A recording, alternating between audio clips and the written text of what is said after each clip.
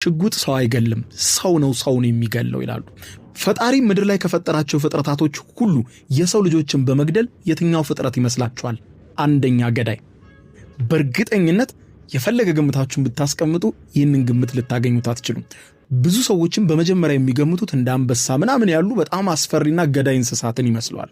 አንበሳ ገዳይ የምንላቸው ከአደገኛ እንስሳት ውስጥ ይግቡ እንጂ በፍጹም በገዳይነታቸው ግን ይህንን ፍጥረት አይበልጡትም። አወር ወርልድ ኢን ዳታ ያወጣውን ከ10 እስከ 1 ያሉትን በተራ ወደ ኋላ ላሳያችሁ። በ10ኛነት አንበሳ ነው ያለው። አንበሳ ግፋቢል በአመት እስከ 200 ሰዎች ቢገድል ነው እንጂ ከዛ የከፋ አደጋ ያደርስም። በ9ኛነት ደግሞ ጉማሬ የሰፈረ ሲሆን እሱም እስከ 500 ሰዎች በአመት ይገላል። ዝሆንን ያየን እንደሆነ በ8ኛ ደረጃ የተቀመጠ ሲሆን እሱም እስከ 600 ሰዎች በአመት ይገላል።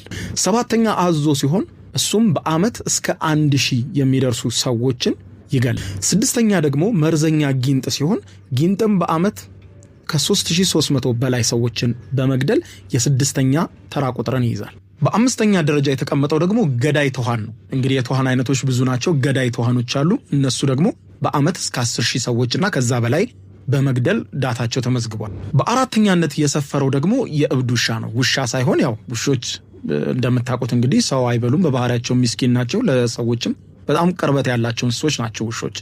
እብድ ውሾች ግን ሰዎችን በሚያጠቁ ጊዜ በአመት እስከ 59000 የሚሆኑ የዓለማችን ሰዎች የሚሞቱት በእብድ ውሻ ተነክሰው በእብድ ውሻ በሽታ ነው ማለት ነው። 3ኛ ደግሞ በጣም አደገኛ የተባለው እንስሳ ብዙዎች አደገኛ ነው ብለው የሚገምቱት እንስሳ እባብ ነው። መርዘኛ እባቦች በአመት ከ138000 ሰው በላይ ይፈጃሉ እና በዚህም በ3ኛነት እባብ የተቀመጠ ሲሆን 2ኛው ግን ብዙዎችን ውጤቱ አስደንግጧል።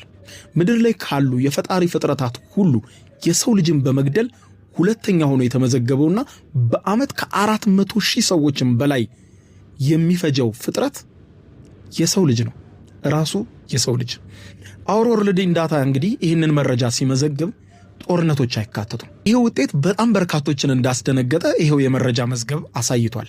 ይሄውም ብዙ ሰዎች በአመት ሰዎችን ራሳቸው የሰው ልጆች በዚህ ያህል ቁጥር የሚገሉ አይመስላቸውም። ጦርነት ካለ ብዙ ጊዜ በጦርነት በጣም ብዙ ሰዎች ይሞታሉ፣ ያም ይመዘገባል።